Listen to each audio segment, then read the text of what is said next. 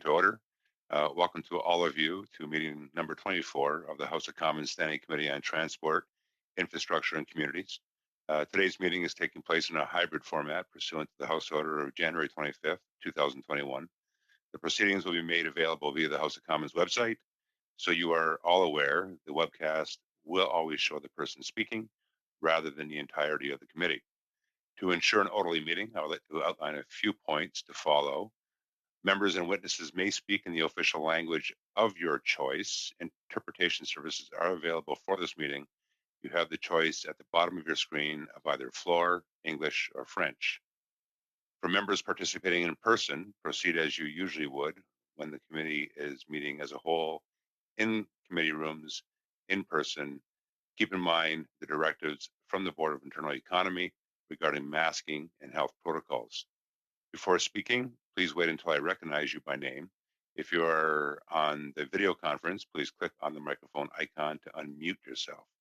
Those in the room, your microphone will be controlled as normal by the Proceedings and Verification Officer. A reminder that all comments by members and witnesses should be addressed to the chair. When you are not speaking, your mic should be on mute. With regard to a speaking list, as always, the committee clerk and myself will do the best we can to maintain the order of speaking for all members, whether they be participating virtually or participating in person. So members, pursuant to Standing Order 108.2 and the motion adopted by the committee on March 9th, 2021, the committee will now commence its study of the follow-up audit on rail safety. I would now like to welcome as well as introduce our witnesses for this evening. For the first hour, we're going to have from the Office of the Auditor General, Karen Hogan, the Auditor General of Canada, Don Campbell, Principal, and Isabelle Marsole, Director. In the second hour, we're going to have from the Canadian National Railway Company, Tom Brown, Assistant Vice President of Safety. From Canadian Pacific Railway, Kyle Mulligan, Chief Engineer. And from the Railway Association of Canada, Mark Brazeau, President and Chief Executive Officer. So for those witnesses, I'm going to start off with the first hour, the Office of the Auditor General. You have 5 minutes each and/or if one's speaking on behalf of all, 5 minutes, and we can proceed to questions. Ms. Hogan, you have the floor for the first 5 minutes. Mr. Chair, thank you for this opportunity to discuss the results of our recent follow-up audit of Transport Canada's oversight of rail safety. Joining me today are Don Campbell, the principal responsible for the audit, and Isabelle Marcelet, who was part of the audit team. In this audit, we examined whether Transport Canada implemented selected recommendations from our 2013 audit on the oversight of rail safety. Overall, we found that 8 years later, the department had yet to fully address our recommendations, and that, in fact, there was still much to do to improve the oversight of rail safety in Canada. Rail accidents can have serious consequences, including devastating loss of life and environmental damage. To mitigate safety threats, Transport Canada undertakes oversight activities that include inspections, audits of safety management systems, and data analysis. We want to focus today on two fundamental gaps in the department's oversight activities that require immediate attention. Our first concern is that Transport Canada was not assessing the effectiveness of railway companies' safety management systems. These systems are formal frameworks to proactively integrate safety into day-to-day railway operations. In-depth systematic assessments of these systems are called audits. They are meant to verify whether the systems meet the regulatory requirements and integrate safety into daily railway operations. Over the past 14 years, several reports have recommended that Transport Canada undertake such assessments. I am referring here to 3 reports from this very committee, a number of other reports from experts in the field, and my office's 2013 audit. We found that although the scope of Transport Canada's audits of safety management systems had included assessing regulatory compliance, the department had not considered whether the systems were effective in improving safety in daily operations. Unless the department makes these assessments and follows up in a timely way, it cannot know whether these systems are having an impact on rail safety. Notre seconde. Our second concern is that Transport Canada was unable to show whether its oversight activities have improved rail safety overall. The department has made important improvements to the way it plans and prioritizes its activities and follows up on railway companies' plans and actions to address deficiencies. However, it did not measure the overall effectiveness of its rail safety oversight activities. When people and time are dedicated to overseeing rail safety, I believe it is reasonable to expect that the department measure if the time and effort invested are making a difference and to adjust its oversight approach as needed. I encourage Transport Canada to consider what other programs and jurisdictions are doing on this front, both in Canada and in other countries. The Canadian Energy Board, for example, has established indicators that measure components of effectiveness. In the United Kingdom, the Office of Rail and Road has developed tools to assess railway companies' ability to manage health and safety risks. The resulting information is used to make year-over-year progress comparisons. Furthermore, in the United States, the Office of Transit Safety and Oversight has committed to monitoring the effectiveness of state safety agencies.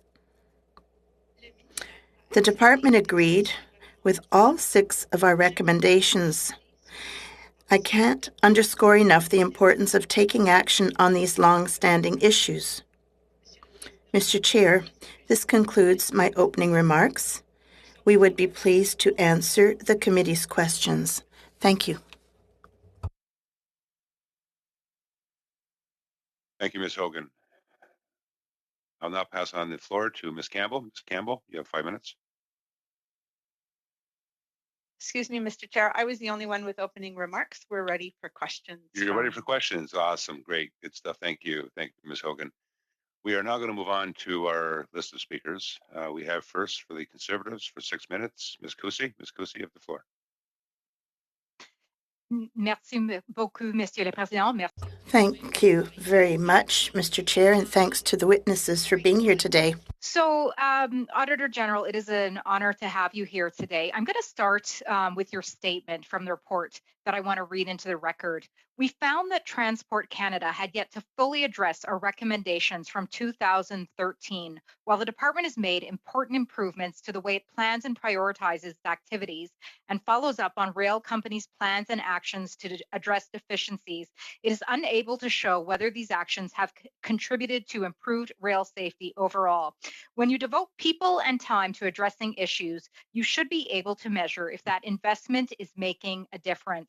Rail safety accidents, as you mentioned in your opening comments, can have serious consequences, causing devastating loss of life and environmental damage. I'm very concerned that while Transport Canada has taken some actions to address our recommendations, 8 years after our last audit, there is still much left to do to improve the oversight of rail safety in Canada. So, Auditor General, it took 4 years to build the railroad. Why in 8 years has this government not been able to implement the recommendations from the 2013 report? If you had to give one broad answer, please. Ms. Hogan. Oh, thank you, Mr. Chair.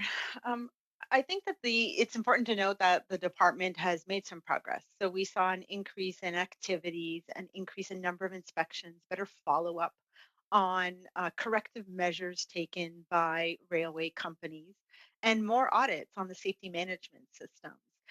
However, that's just stopped short of really measuring the outcome and the effectiveness of all of this increased activity. And I think it's a bit of an unknown area to try and measure effectiveness. We're starting to see the sector head that way. And we're seeing, as I mentioned in my opening statement, other countries taking that step. But that's really the fundamentally important step, I think, in order to identify whether or not you've actually taken the right actions, whether you need to modify those actions, whether you're following up on the right compliance measures. So it really is more than just measuring output, but really about measuring outcomes. And they just haven't gone that far yet. And it really is time to do so. 8 years is a very long time after they made a commitment to do that. Ms. Kusi? Thank you, Chair. And thank you, Auditor General. I am encouraged to hear you say that it is time to measure effectiveness. I struggle to think of, frankly, any other entity, be it corporate, governmental, non governmental, or otherwise, that does not measure its success by effectiveness. From your findings, Auditor General, are you concerned for the safety of Canadians based upon the actions which have not been taken by Transport Canada? Ms. Hogan? Think it's important to note that any mode of transportation has inherent risks, and that is absolutely true when it comes to rail safety. We saw even in another follow-up audit that was done by the Commissioner of the Environment and Sustainable Development, which is a follow-up on the transportation of dangerous goods, the consequences of potential railway accidents and the devastation that it can have on human life and on the environment. And so I am concerned that more concrete steps haven't been taken to make sure that the right actions are happening around rail safety.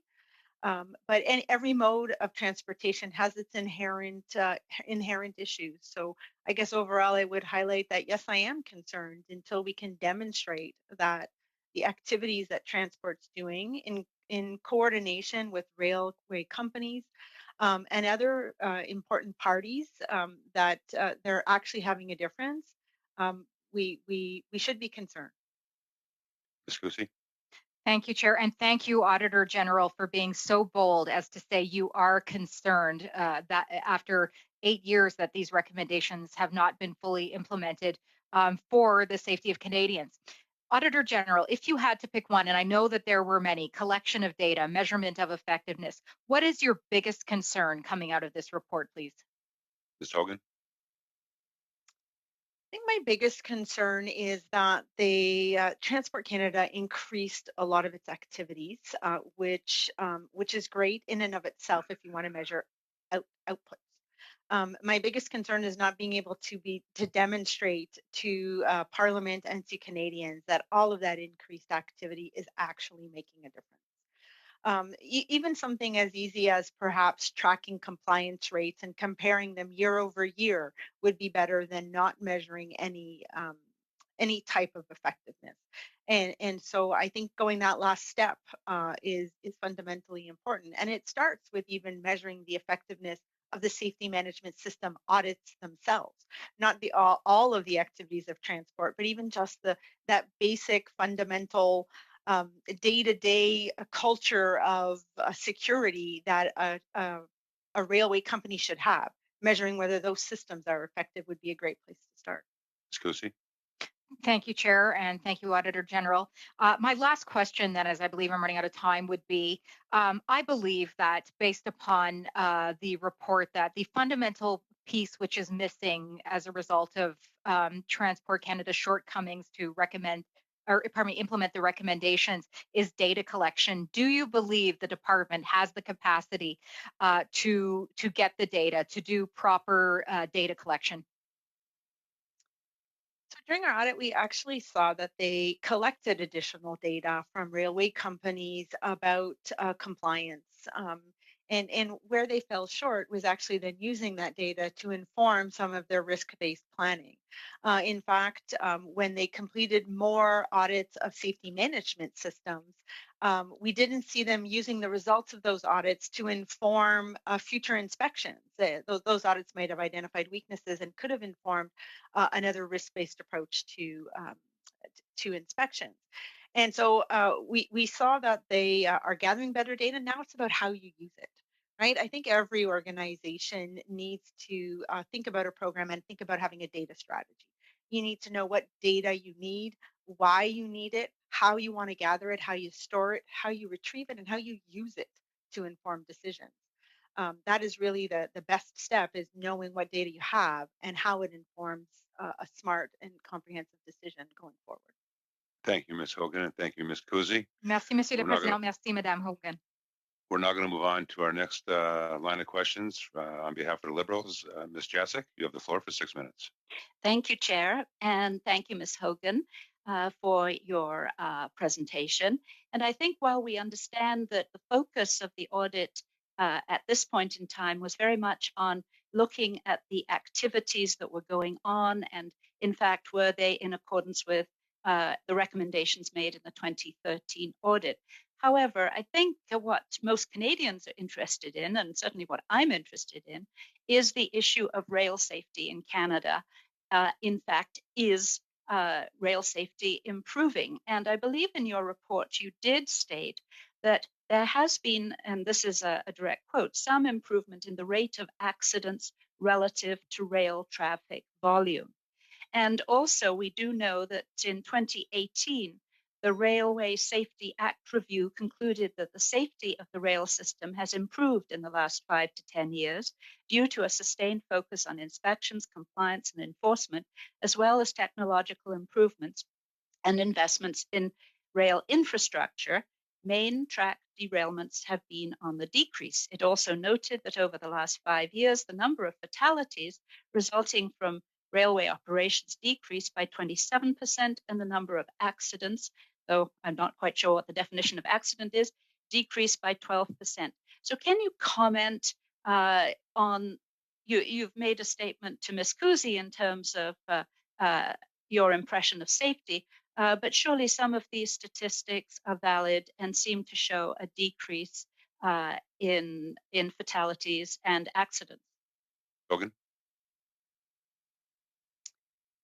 I do believe that looking at the statistics is just one part of assessing safety of railways. So you do have to consider, as you mentioned, the number of accidents, the types of accidents, and how they relate to rail traffic. So that's one indicator. But then you also have to look at other measures that contribute to rail safety. And part of that is the safety management systems that are inherent within a railway company. Those safety management systems are supposed to sort of mainstream and make security a day-to-day thing, sort of an enhanced culture of security. You could say within a railway company. All of that will contribute to improving the safety of railways. I don't think we'll ever be in a place where we'll say that it will guarantee that there will never be accidents, but you trust that the government is doing all that it can in order to put the appropriate measures in place and to improve safety. I would argue that you never want an accident where there is a loss of life. And that should be the ultimate goal. But it isn't just about looking at traffic and statistics, but about ensuring there's this whole sense of culture and attitude towards safety in general around railways. Ms. Jacek? I appreciate that, Ms. Hogan. However, there are some fundamental measures of safety that surely can be agreed upon by all. In other words, I come from a health background. For instance, if you look at medication errors, some are inconsequential, some could result in a critical incident.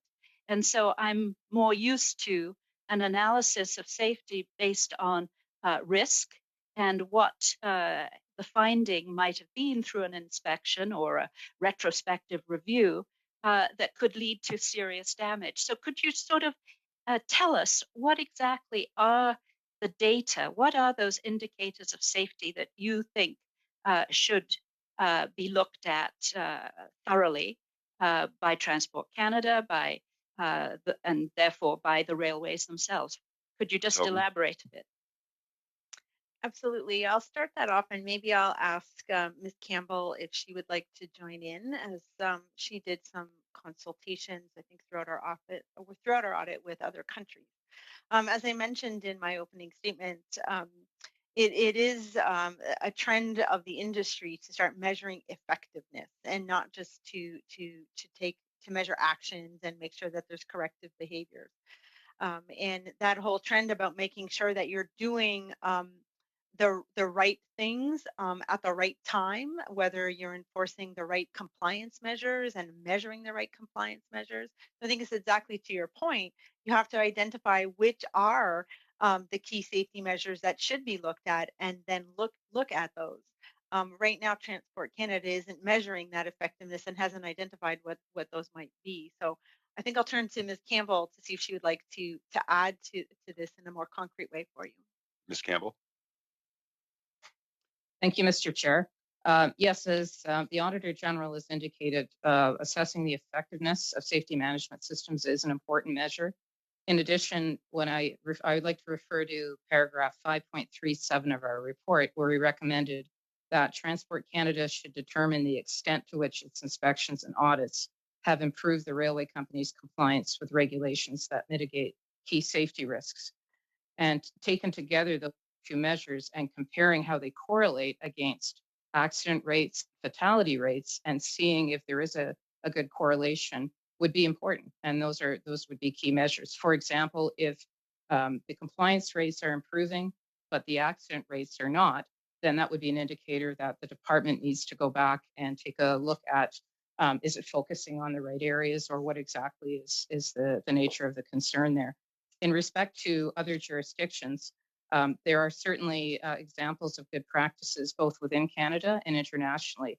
For example, the Canada Energy Regulator, which we included in our Transport of Dangerous Goods report last fall, have established indicators that measure components of effectiveness. And the Canada Energy Regulator has 60 indicators with specific targets, some of which are being used as performance measures for safety and environment oversight. Thank you, Ms. Campbell. Thank you, Ms. Hogan, and thank you, Ms. Jasek. We're now going to move on to the Bloc Québécois. We have Mr. Bressler-Develle. Mr. Bressler-Develle, you have the floor for 6 minutes. Merci, Monsieur.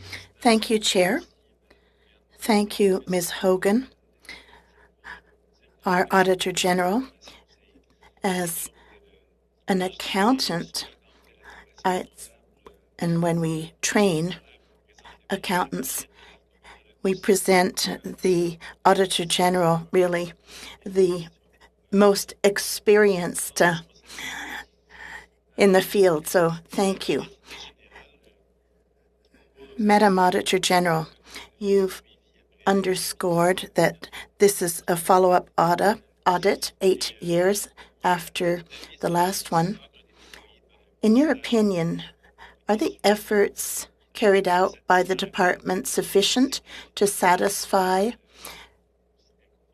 the rail safety levels that we be comfortable with? Thanks for the question.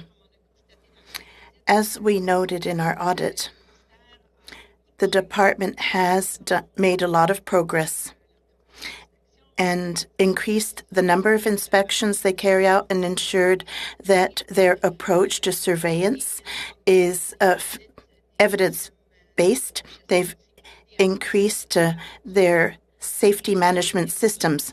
So they've well invested their resources to address the gaps we had identified. But now there remains one last step to measure the effectiveness of all of their activities and the impact on safety. So it is time well invested, although it takes a great deal of time to get to the point where you can measure effectiveness. Earlier, in answer to a question asked of you, you made some comparisons with what is being done in other jurisdictions. So if we look at Canadian rail safety and compare with other G7 countries in general, would you say that rail safety in Canada is more safe or less safe? I don't know if Ms. Campbell or Ms. Marcellet would have an answer to that, because I haven't done a comparison of statistics, so I apologize, but my answer would not be based on facts. So let me check if one of my colleagues would like to add to this. Ms. Campbell, Ms. Marcellet? I think you would need to make a comparison on statistics. So if that's the case, maybe something to take into account for a future report. Yes, a next question for you. You've noted that Transport Canada was unable to show whether its surveillance has actually improved rail safety. In other words, tests were carried out, but we don't know whether these tests have served a purpose. Why is the follow-up important in this regard? Indeed, your summary is exact. We did note that what's lacking is a measure of effectiveness in two areas. One is the effectiveness of the management safety systems themselves, and the other is the effectiveness of all of the activities that Transport Canada completed to see whether there have been improvements made to safety. Why is it important? It's just good common sense. If you're going to invest time and resources, you want to be able to measure whether all of these investments bear fruit, and you want to audit the right things, compliance versus the requirements, or whether the approach needs to be adjusted. So follow-up and assessment is always very important, but prior to that, you have to be able to measure the effectiveness to see if corrective measures are then worthwhile. So the government doesn't know if it's doing the right thing or whether it's evaluating the right things. Is that correct? It's my understanding. Perhaps another question. Earlier, it was mentioned that statistically, and seeing that there is an increase in rail traffic, but there's not as significant an increase in accidents, there may have been an improvement in safety. Now, if I put myself in the shoes of a citizen who lives by the railway track and observes, that there's more traffic but fewer accidents, however, it's not clear. If I put myself in the shoes of an ordinary citizen, the statistic that is of most interest to me is the number of accidents. I mean, there's all of the kilometers covered by the rail has not increased significantly across the country. Could you perhaps comment on that? When you examine the statistics, the number of accidents, you have to take into account where the accident occurred. Were the accidents on the track or on public railway? So you have to be cautious when you examine statistics. You have to understand the context around a statistic. In addition, Canada is a vast country, and safety across the country is different in the many different regions of the country. You have to take into account climate, the location of where accidents occur, and the railway track. There are areas in the country where accidents are more likely to occur. Barroso-Duval. We're now going to move on to the NDP, and on behalf of the NDP, Mr. Bacharach, you got the floor for 6 minutes. Thank you very much, Mr. Chair, and thank you to Ms. Hogan and her team for being with us today. Rail safety is an issue of great concern for communities in Northwest BC. Many of our communities have the railroad going through them, and we've seen a marked increase in both rail traffic in general and in the transport of dangerous goods. So I read your report with great interest, and I wanted to start, Ms. Hogan, with a quote from the Environment Commissioner, whose office I understand is a part of the Office of the Auditor General. Back in October, the Environment Commissioner told reporters that, quote, the window for a recurrence of a Lac-Mégantic style disaster or type disaster is still open. Is that an assertion that you agree with? And if so, why? Ms. Hogan? Yes, you are. You are correct. The Commissioner of the Environment and Sustainable Development is an Assistant Auditor General within my office, and I regularly engage with the Commissioner as he selects audits and tables them. The audit you refer to was the follow-up on the transportation of dangerous goods that the interim Commissioner of the Environment and Sustainable Development tabled back. I think it was in November of 2020. We did talk through some of his messages at that time, and I absolutely agree with him. Um, all modes of transportation are inherently dangerous, including transportation on railways. And when you transport dangerous goods, even more so, there's an inherent risk there.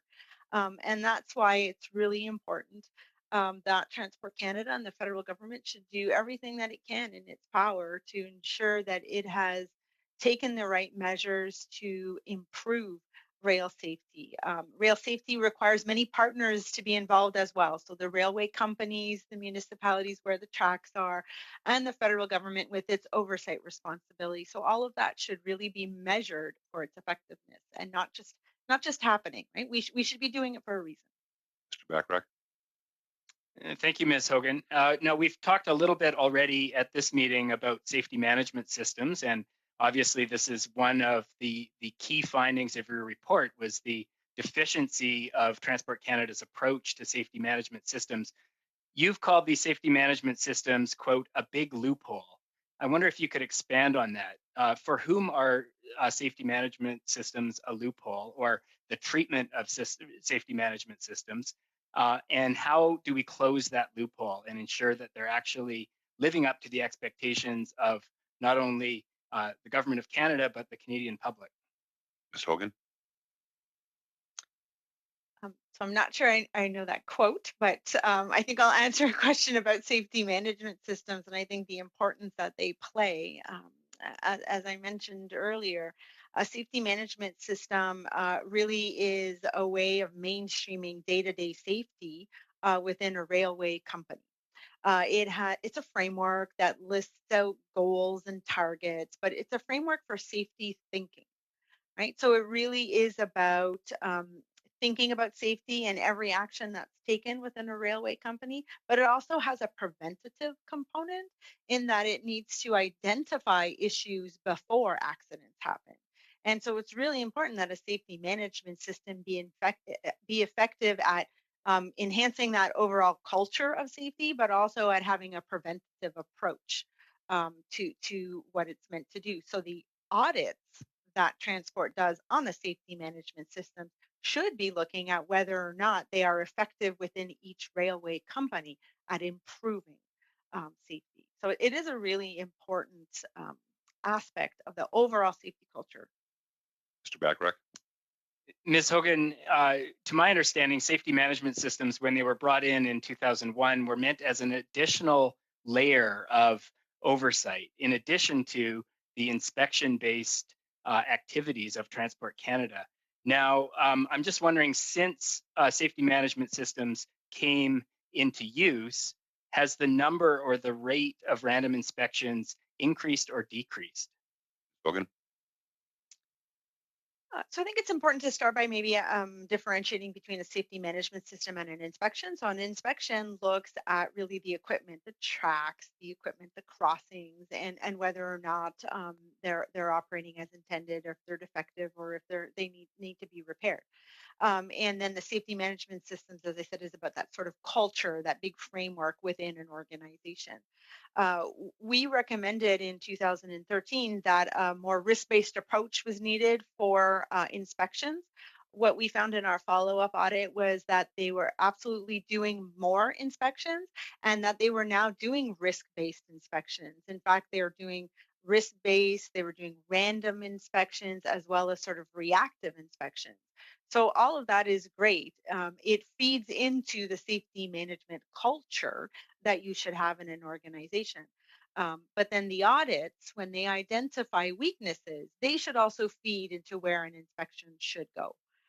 So we definitely saw an increase in inspections, but there is still an opportunity to make sure that those inspections, when they are risk-based, are targeting the right companies and the right risks.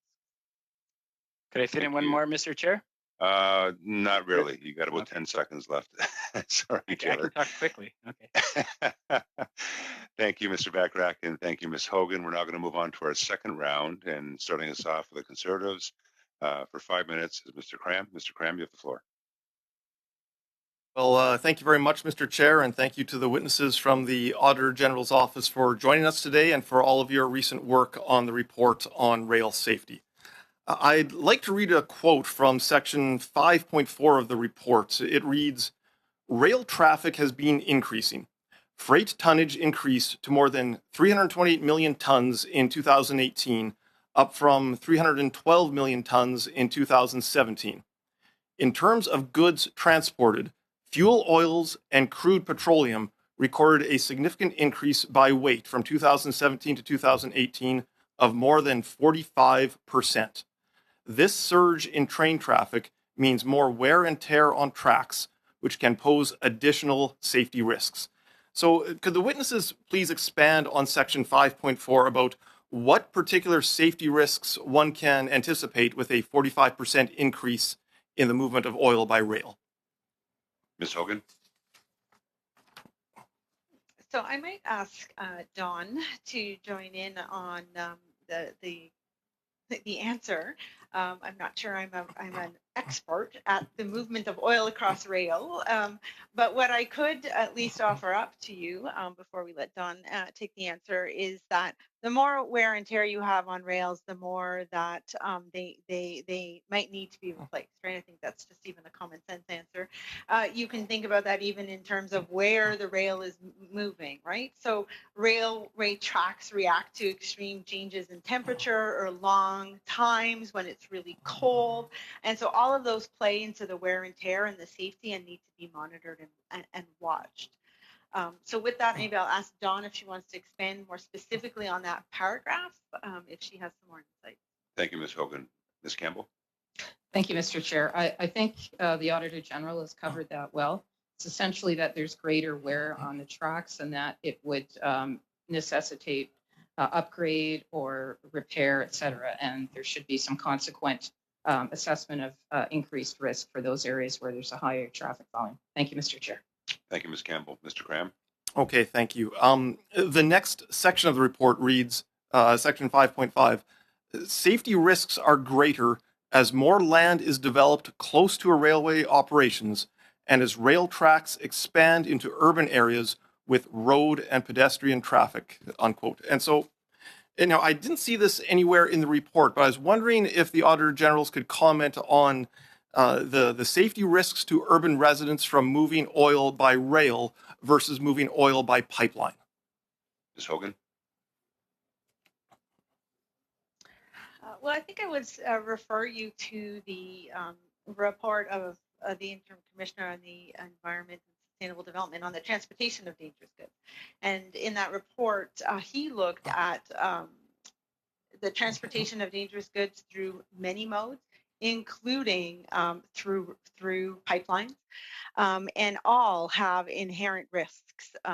The findings in that report were very similar to the findings in ours, in that Transport Canada had taken some corrective action, but had not gone far enough to addressing all of the findings. And in fact, I believe the main finding, or one of the most serious findings in the commissioner's report, was about a standard about flammable goods that had not yet been finalized. And so, when you put his report together with this follow-up on rail safety report, it really does underscore the importance of Transport Canada taking action and not waiting for a very long time to address our concerns. Mr. Graham? Okay, so in 2013, there was a major rail disaster in Lac-Mégantic, Quebec, in which rail cars full of oil derailed and blew up, and 47 people lost their lives. So when it comes to the movement of oil in Canada over the past 10 years, is the Auditor General's office aware of any similar disasters with similar loss of life from moving oil by pipelines? Ms. Hogan? I'm going to look to my colleagues to maybe just nod yes or no for me, but I'm personally not aware of any accidents, and I can see from my colleagues that neither are they. Mr. Graham, quick question. I think my next question would take quite a bit more than the 5 seconds I have left. So thank you very much to the witnesses and to the chair, and I'll leave it at that. Thank you, Mr. Cram. Thank you, Ms. Hogan. We're now going to move on to the Liberals for 5 minutes. Ms. Martinez Ferrada, you have the floor. Oui, merci. Thank you very much, Chair. Thank you very much, Ms. Hogan, for being with us this evening. I would like to ask you a question. Ms. Campbell mentioned earlier examples in other countries. So, evaluation or assessment systems for rail safety. And I'm curious to know, what are the countries who could inspire us in Canada as to measures we could take to assess the systems we already have in place? Could you give us examples of those countries you studied? I'm going to ask Ms. Campbell to add anything to what I answer if I answer erroneously. During our audit, we did have discussions with UK about the system they have in place. Just as we mentioned in our opening statement, here in Canada, the Canada Energy Regulator looks at different components of effectiveness. The same is the case in the United States, and I think that's the direction the industry is moving in. It's to begin the discussion on how to properly measure effectiveness. Don, I don't know if, or Isabelle, if you'd like to add anything. Yes. Just to add that the Canada Energy Board establishes measurements on effectiveness, as does the UK, just as the Auditor General mentioned. But there are probably examples in civil aviation and perhaps a Transport Canada program where we could identify best practices and perhaps ones that we could use to measure effectiveness of rail safety. Thank you. Thank you. Would you agree with me to say that it appears to be difficult to find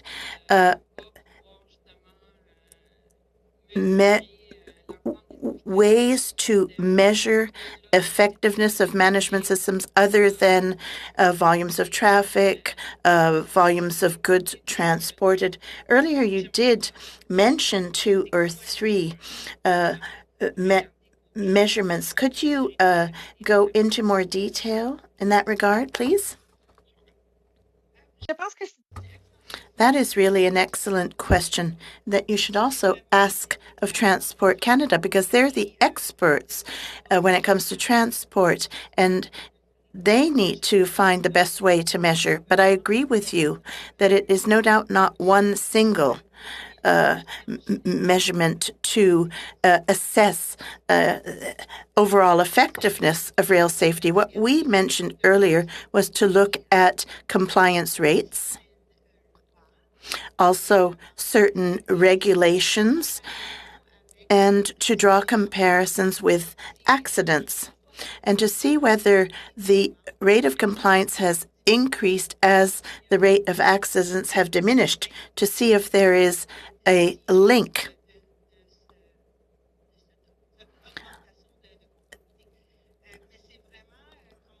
But as we mentioned, it is a sector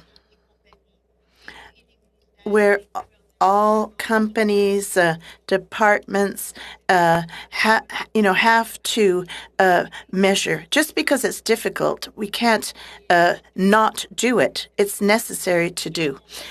My last question, Based on the report you've tabled, the one subsequent to 2013, what you're saying is all of the measures that were already mentioned in 2013, well, the big majority of recommendations were implemented. Am I correct in understanding that? Yes. The main recommendations were began certainly to carry out inspections. However, to use the data that is gathered to contribute to future activities, there are gaps there. So we have to also assess what is going on in railway companies. The new recommendation we're making is to be able to assess overall effectiveness of all of these activities. So progress is being made, but there is still work to be done to follow up on our recommendations. But even a bigger step is the overall effectiveness. I have 30 seconds left. The measures that were put in place, did they help improve rail safety? I know it's not perfect, but has it contributed to increase rail safety? Well, that's where Transport Canada has not measured its effectiveness, so it's very difficult to us to draw a conclusion. Thank you, Ms. Martinez-Ferrada. We're now going to move on to the block for 2.5 minutes. Mr. Barcelona-Val, you have the floor. Thank you, Chair. On page 19 of your report, if I'm not mistaken, 5.5, there's a table that explains that it's been 14 years that the Office of the Auditor General has been asking about the safety management systems in railway companies. Can you explain why the reports 2001, 8, 13, 15, 2018, it seems that the same questions keep being asked of the railway companies. How come after 14 years things are not being implemented? Thank you, Chair.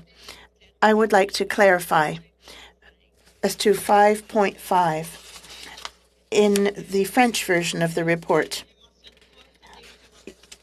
It's not all of the recommendations our office made. It is the recommendations made by many different entities. Your committee, my office in 2013.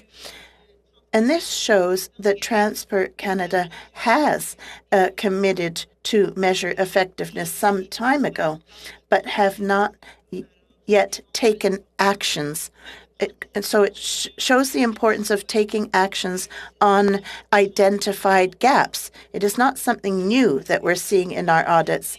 I do acknowledge that in some instances it's more discouraging than other. Now, rail safety is an area where I've been discouraged because actions have not been taken in the 8 years since our recommendations is made, but also the recommendations made by your committee.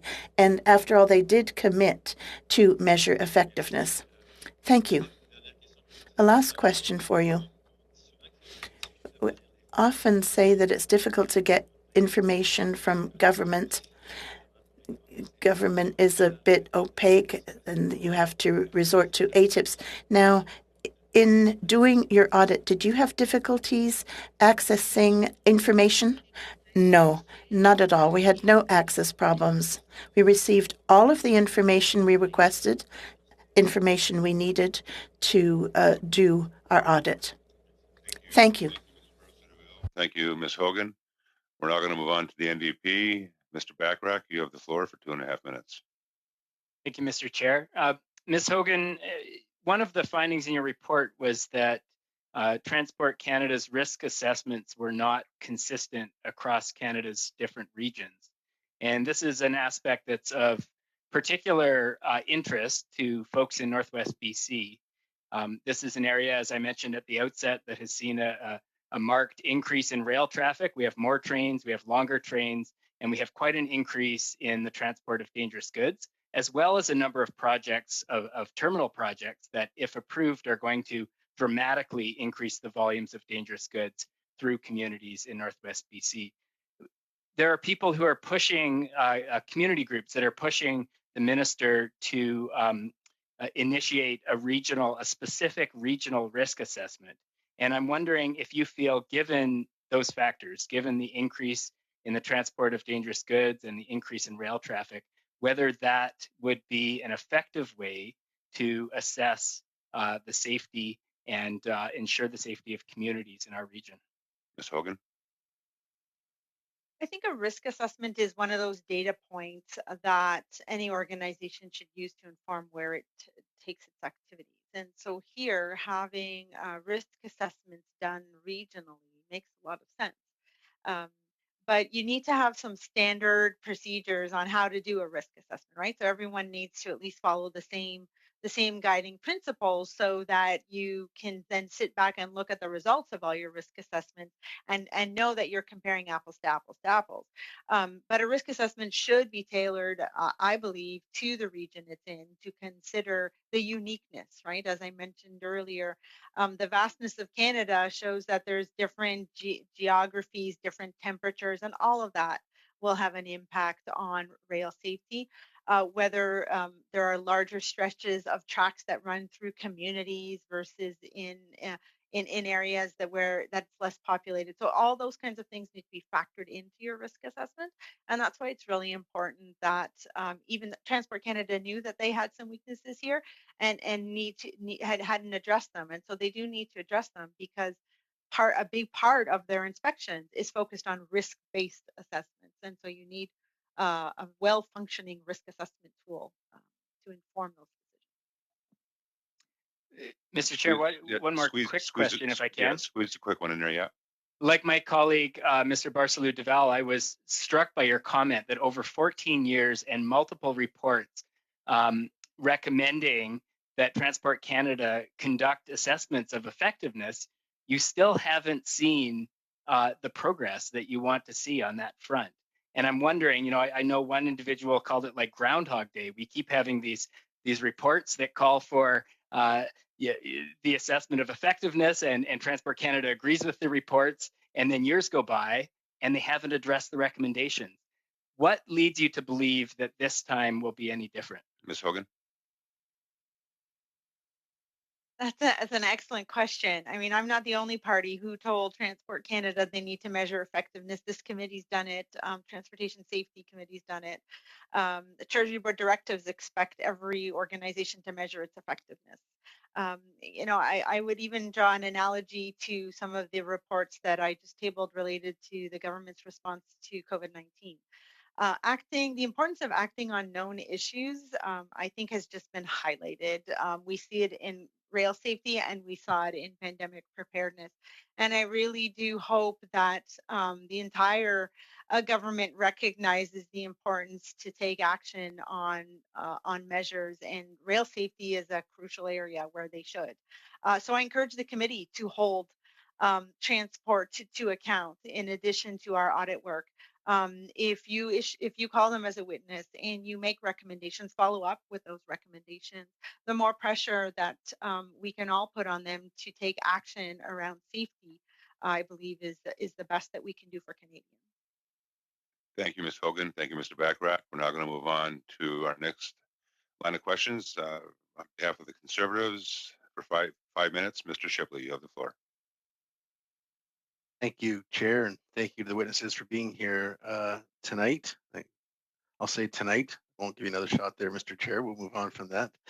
Thank you for that. We have to have some fun, don't we?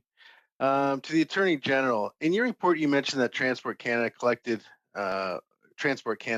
more information from railway companies, but the information was often late, incomplete, and varying in quality. Why is it important for rail safety that this information be reported on time and be of high quality? Ms. Hogan? Your question's about data quality, and I think that I could generalize it and apply it to any program, but we'll apply it to rail safety here.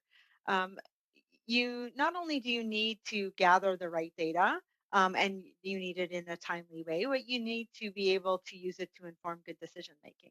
And so it's really important that Transport Canada clearly communicates to the railway companies the data that they need and the timeline in which they need it, so that they have a comprehensive, well-informed system that then will take a risk-based approach to knowing where they use their limited resources to go focus in on inspections and safety management system audits. So it's just a fundamental question about good quality data allows you to make better informed decisions.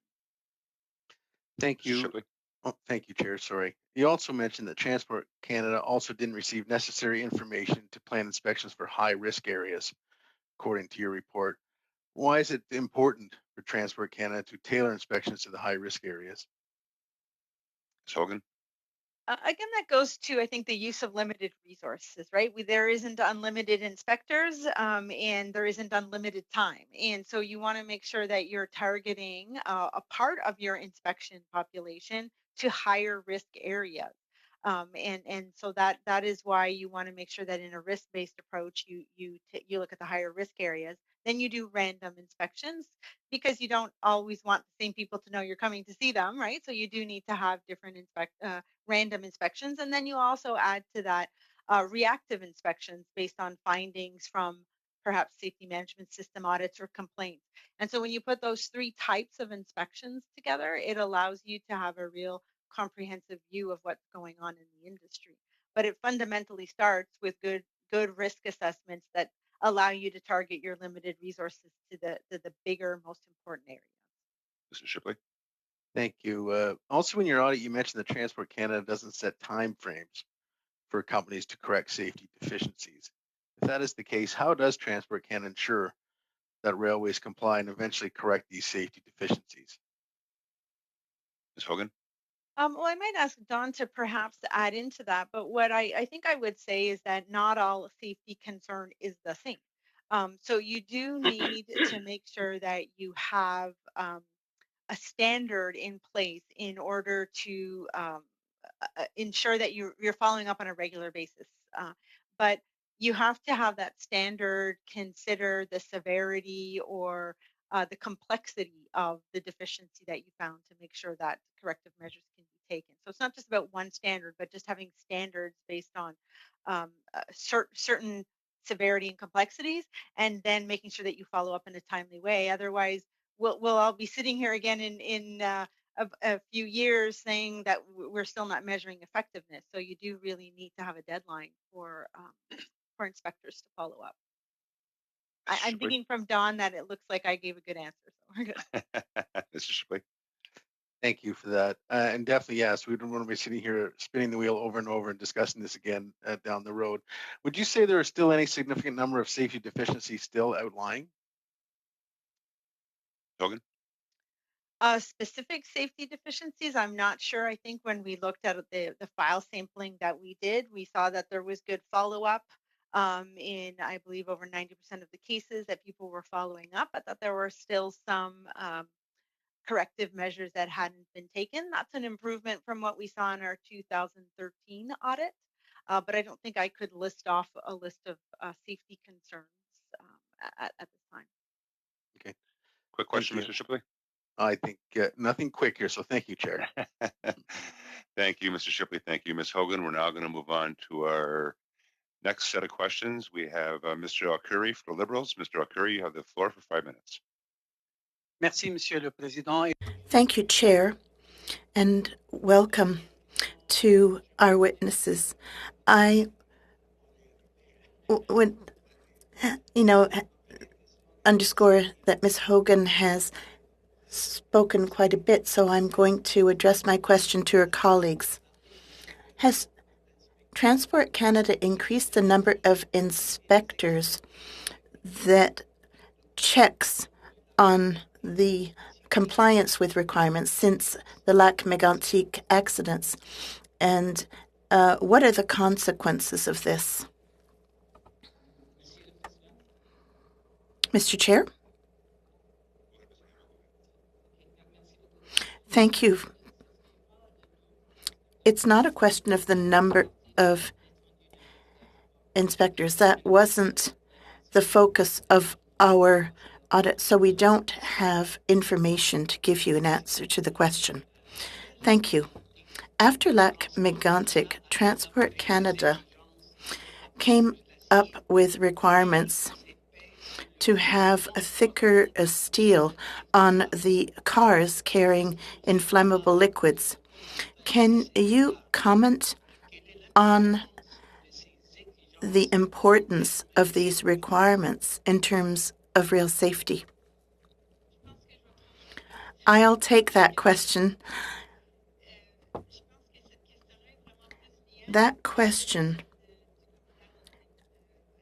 is more in the realm of what the Environmental Commissioner's audit covered. I think it is important, as I mentioned earlier, that with all transportation, you can have accidents, but when you transport dangerous goods, it's all the more important to have rigorous criteria and requirements to ensure safety. But I do not have more information than that. I don't know if Ms. Marcellet or Ms. Campbell wants to add. But in our remit, we examined safety risk. Do you have anything to add, Ms. Marcellet? No? Another question. What do you think of the new regulation adopted by Transport Canada requiring video recordings in the locomotives? In your opinion, does that requirement contribute to rail safety? And if it's the case, could you explain in what way it does? Thank you. I was not aware of that requirement. I have to admit. What do I think? I think that you can have all kinds of systems, policies, training. And I mean, it is very important to have good safety systems, but there's always the human factor.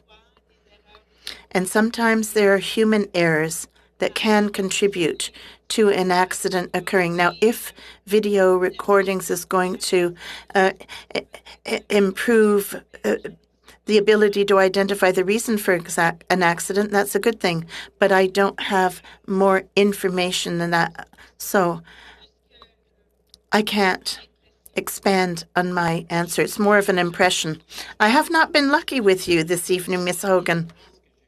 I haven't got the answers I'd hoped for. Well, I apologize for that. Could you share with the committee your comments on the measures taken by Transport Canada to implement speed limits for those trains transporting dangerous goods? Ms. Hogan? I do not think I'm going to improve, the bad luck, the bad luck you've had, because when it comes to transport of dangerous goods, it's not something we examined. However, all measures that are going to improve safety is what we like. So if slowing down the speed of a train is a way to enhance safety, then I would support that. But we did not examine the incidents of accidents with trains transporting dangerous goods. You have to be able to answer based on the evidence. Thank you. Thank you, Ms. Hogan. Thank you, Ms. Alkuri. Once again, I'm going to ask for the committee's indulgence. Would the committee mind if I asked a quick question? No problem. Ms. Hogan, you mentioned risk assessment. You mentioned risk-based approaches. Did you, within your audit or within your findings or evaluation or examination, look at activities not just within the railway, but beside the railway? Activities that might impact, for example, on residential areas, on complaints from residential areas, considering to some extent the safety of health, the safety of environmental impacts, the safety of noise, vibration, etc. Was there any evaluation or examination of that? I think I'm going to hand that question over perhaps to Dawn to see if those were factors that we would have considered or if they are factors that transport themselves consider when they do some of their risk assessments. So I think I'll ask Dawn to elaborate on Ms. Campbell? Thank you, Mr. Chair. Yes, the Auditor General is correct. We did not look specifically at the complaints. What I can add, however, is that as the Auditor General mentioned, there are different kinds of inspections. And the reactive inspections would be an opportunity for the department to look into a specific complaint, such as you've identified, Mr. Chair. Thank you, Ms. Campbell, and thank you, Ms. Hogan. Members, that concludes our first hour. I will thank both, or actually Ms. Hogan, Ms. Marzollet, and Ms. Campbell for your attendance here today. It was very, very productive, and we're looking forward to that being part of the report that the analysts come back with. And to members, great questions and great involvement and interventions by all of you. So with that, I will take this opportunity to excuse the three witnesses, take a 2-minute recess or 2-minute suspension, and get everybody all set for the second hour. Thank you.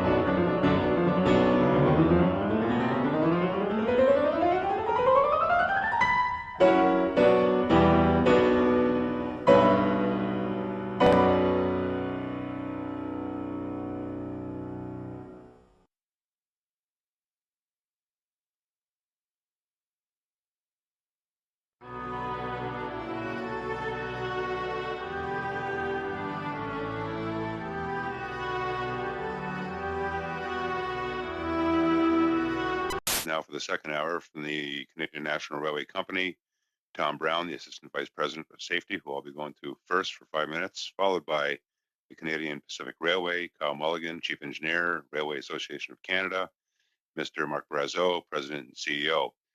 Mr. Brown, you have the floor for 5 minutes. Mr. Chair, before we go to Mr. Brown, could I raise a point of order with you? Sure you can. Thank you. So I'm a little bit confused by the way that today's meeting is structured. I don't think you'll be surprised by this, but at the outset of the meeting, you mentioned that this meeting was as per a motion of this committee, but I don't recall any motion of this committee that invited the two gentlemen that we have with us as witnesses this hour. I'm sure their testimony is very interesting, and I certainly have questions I would like to ask them, but my question is really around process. And you mentioned off the top that this meeting was also part of a study on rail safety. And I'm a bit confused because while a study on rail safety is a high priority for me and for the residents of Northwest BC, I wasn't aware that we had yet embarked on a full study. So perhaps we could deal with these two issues separately as expeditiously as possible, and then we can move on to hearing from the gentlemen who've made time in their day to be with us. The first one is that I would like to bring forward a motion that I provided notice of previously. Okay, well, let me deal with two things. First off, with respect to the witnesses. Now, what witnesses are you referring to? So Mr. Mulligan and Mr. Brown, representing the railways, I don't recall a motion of this committee inviting them as witnesses. We passed a motion inviting the minister to speak with us for an hour on the topic of rail safety, an invitation that he did not, that he declined. And we invited the Auditor General to appear for an hour on the topic, and she has graciously appeared today for an hour to answer our questions. So I'm just a little bit confused about how witnesses are invited. And obviously, as I said before, the gentlemen who are with us today have important information on rail safety. But if we're going to study the topic of rail safety, which I very much want to do, there are others that I believe the committee should hear from, notably rail workers, independent experts, rail communities, etc. So as I mentioned, I put a motion on notice previously regarding a study of rail safety, and I would like to bring that forward at this time.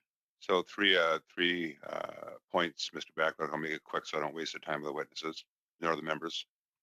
First off, with respect to the minister had just attended our meeting 2 meetings ago on the main estimates, and there was full opportunity for members of the committee to actually discuss a lot of the issues, not just about the main estimates, as well as about these issues that you raised.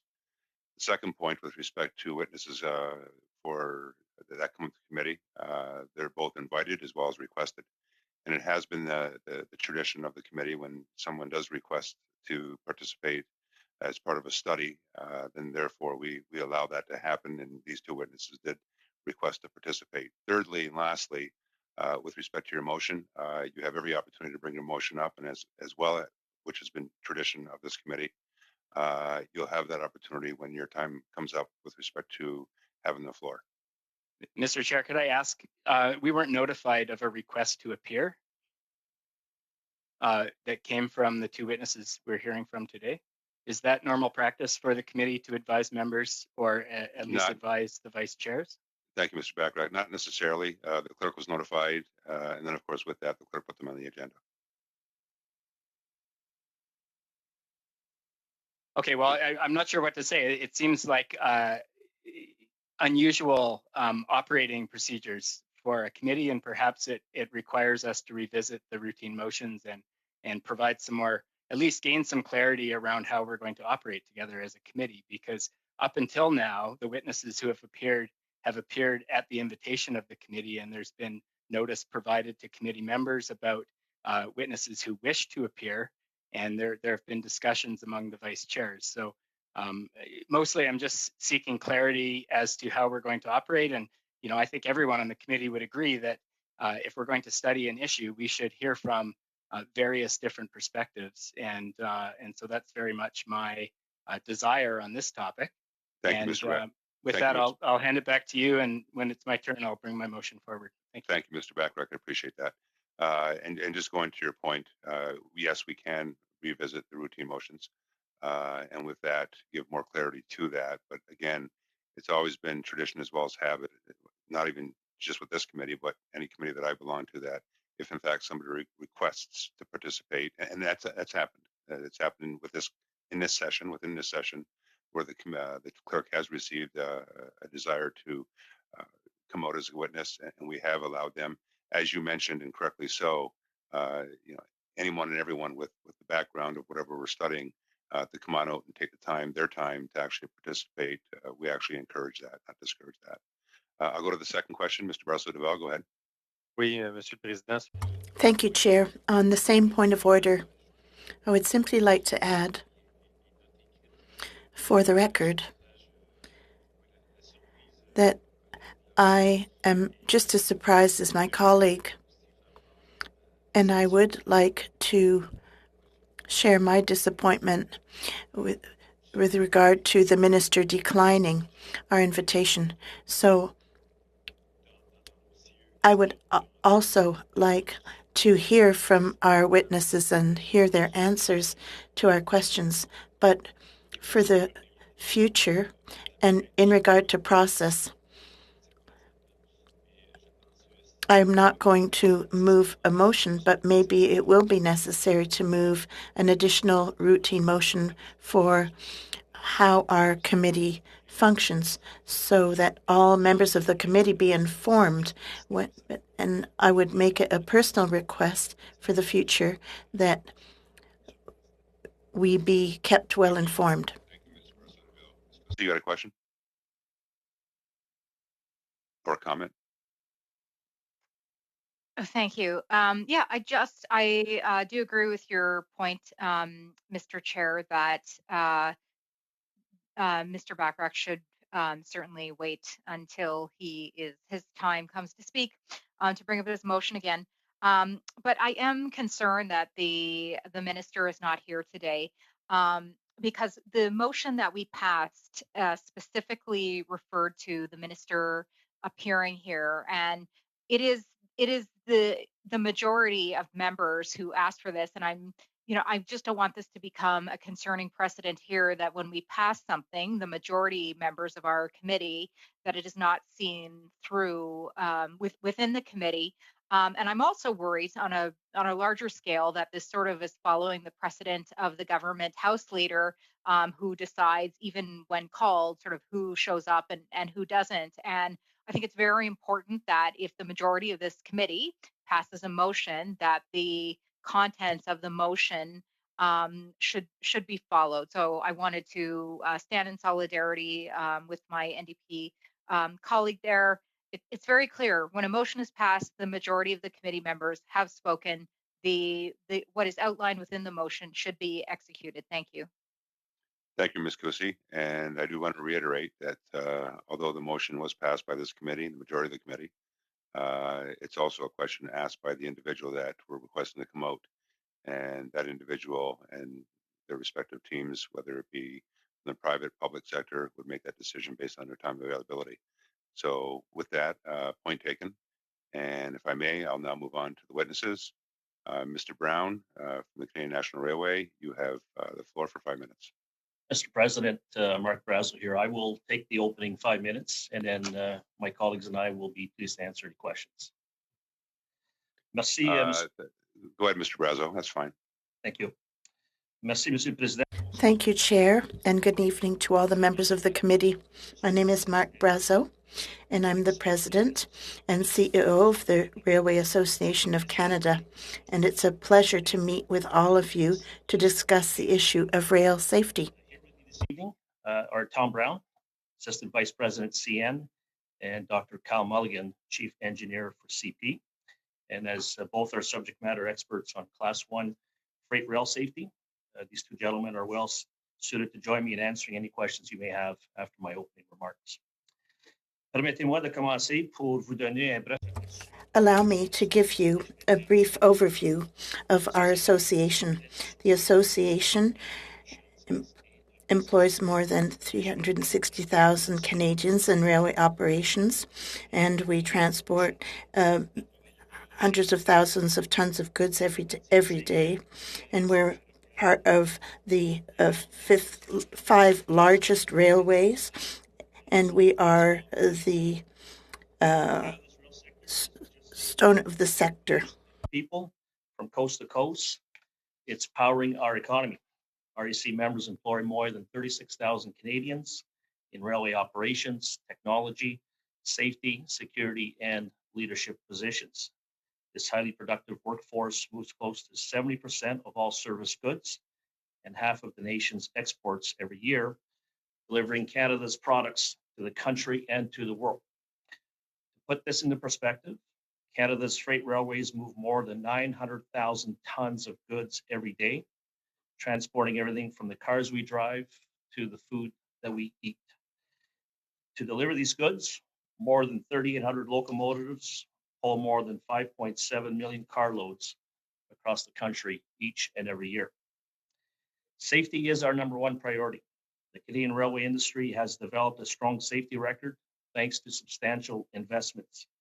Since 1999, Canada's railways have invested more than $33 billion to ensure the safety and efficiency of their networks, and they remain fully committed to fostering a robust safety culture. This total includes investments in railway roadway crossings to ensure they meet stringent federal regulations that require crossings to have adequate sidings, proper signals and reflectors, and physical barriers in hundreds of locations from coast to coast to coast. La mission de l'association de The mission of the association is to work with all levels of government and communities across the country to ensure that Canada's rail sector remains competitive, sustainable, and most importantly, safe. At the federal level, our association provides an essential link between the federal regulators and the members of the association and works collaboratively with departments and agencies such as Transport Canada, the Canadian Transportation Agency, the Transportation Safety Board of Canada, among others, to help develop new regulations, rules, and standards. The association's reputation as a trusted advocate for railways can be attributed to the fact that we collect industry data, undertake research and analysis, and use this information to help develop evidence-based policy positions. Since today's meeting is focused on rail safety in Canada, please allow me to share a few key statistics. Over the past decade, from 2010 to 2019, the freight rail accident rate in Canada has decreased by 20%, and the passenger rail accident rate has decreased by 59%. Since 2010, the dangerous goods accident rate has improved by 31%. Over 99.99% of dangerous goods carloads moved by train reached their destination without a release. In 2019, railways invested a record $3.1 billion into Canadian assets, breaking the previous record of $2.4 billion set in 2018. Over the past decade, Canada's railways have invested $19.5 billion into their networks to improve safety, resiliency, and network fluidity. In short, we are proud that Canada's rail network is among the safest in the world, and we remain committed to building on this stellar safety record. Ensuite, je voudrais souligner l'importance. Next, I'd like to highlight the importance of Operations Lifesaver Canada, an initiative dedicated to preventing collisions at railway crossings and railway trespassing incidents in Canada. Each year, roughly 100 Canadians die or suffer serious injuries as a result of collisions at railway crossings or trespassing on railway property. So this operation is in a partnership initiative of the Association in Transport Canada that works to educate Canadians about the hazards associated with tracks and trains through public awareness campaigns, driver training programs, and outreach to schools and community groups. Lifesaver's 40th anniversary of saving lives. To this end, they organize and participate in various events, produce and distribute educational material, run driver education programs, host safety presentations, and spread the rail safety message through traditional media and social media networks. Even with increased rail traffic or train traffic and more vehicles on the road, the number of deaths and the injuries along Canada's railways is dropping. But we believe our job will not be done until there are no numbers to report. Another joint program that we are proud of is the Proximity Initiative, which is a partnership between RAC and the Federation of Canadian Municipalities. As Canada's population grows, new residential and commercial developments are being built in communities across the country. The FCM and the RAC recognize that it is in Canada's economic interests to develop appropriate relationships between railways and communities to promote proper planning and communication practices and to offer dispute resolution mechanisms for resolving unanticipated problems. Notre objectif commun est de fournir au public. Our joint goal is to offer the public useful resources and reference material on the infrastructure of the railways and municipal guidelines on land use and different regulation models and government regulation. We believe that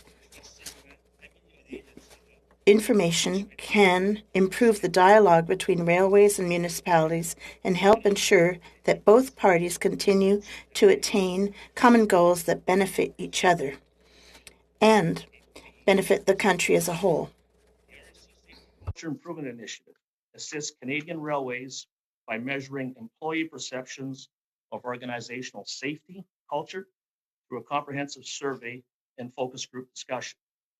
Once the data is collected and analyzed, a final report is submitted to the railway companies, which enables them to identify opportunities to enhance their safety culture by implementing initiatives that will have a positive impact relative to strengthening their safety culture.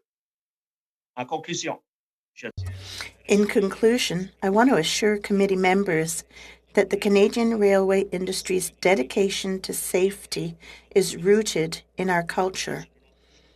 It is unrelenting. Our association members, including CN and CP, who are with us here this evening, are committed to operating the safest railways throughout Canada and North America. My colleagues and I look forward to your questions. Thank you. Thank you. Merci.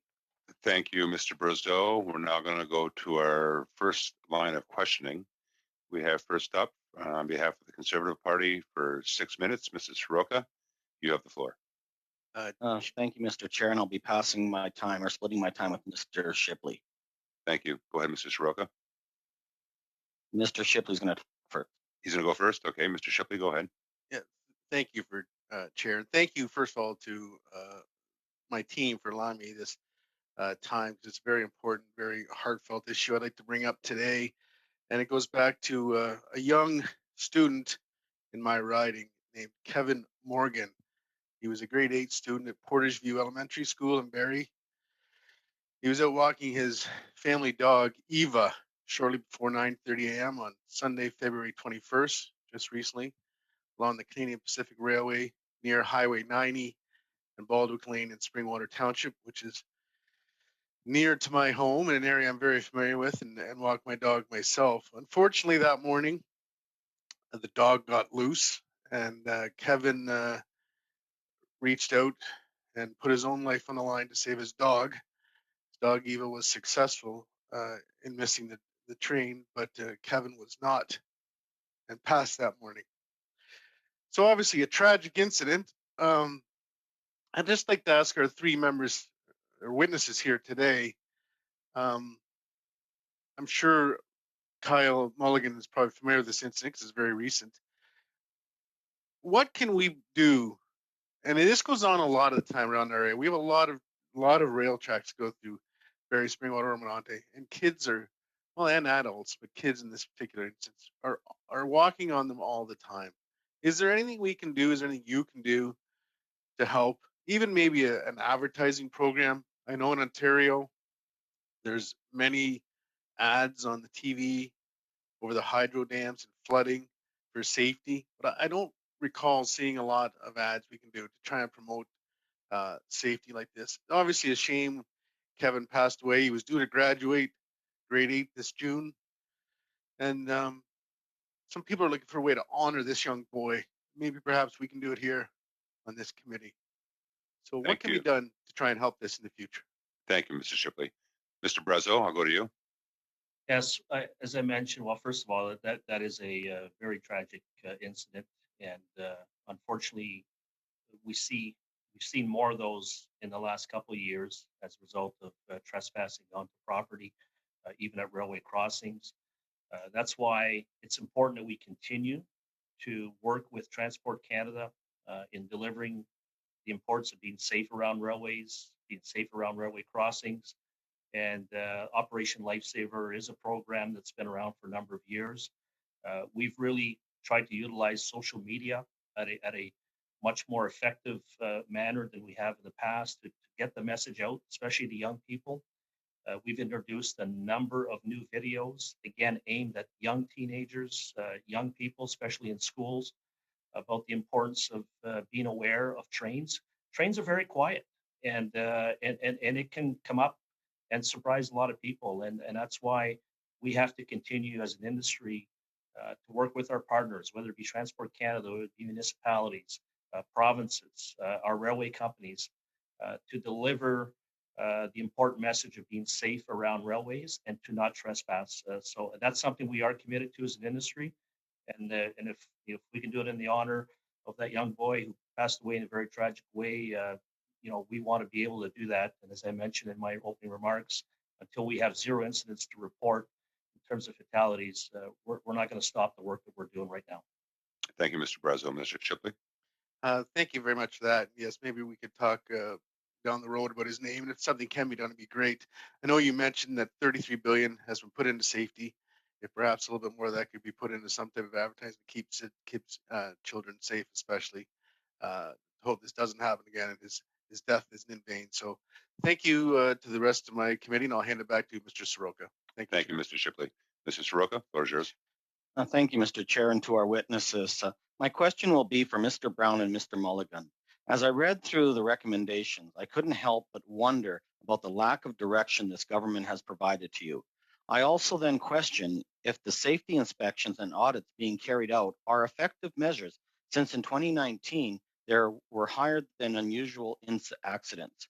My question is, what improvements are you making in order to have a safer railway system?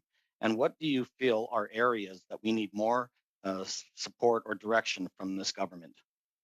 Gentlemen. I think I can start with that, Tom. Excellent question, and thank you for it. In terms of safety improvements and the direction from the government, here at CP specifically, and at CN, we are moving towards more machine-based, data-driven inspection technologies, more performance-based technologies. And so we really truly work hand in hand with Transport Canada. And more recently, we have developed cold wheel technology to better assess the operation of air brakes.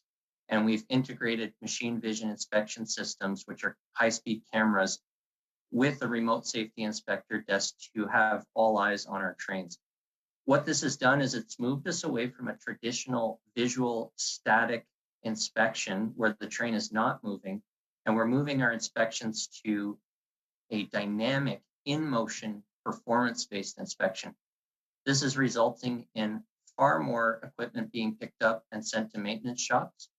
And as I mentioned before, it's resulting on much more eyes on the equipment using the technology. Mr. Soroka. I was also put that question to Mr. Brown as well. Okay, Mr. Brown, thank you. Okay, thank you. Thank you, Mr. Soroka. Basically what Kyle was saying is we are investing majority of our money in technology. So some of the technologies we have that are out there are mature technologies. They're ones that you may not know are out there, but they are wayside inspection systems that have been around for a long time. They measure wheel heat to prevent any derailed cars.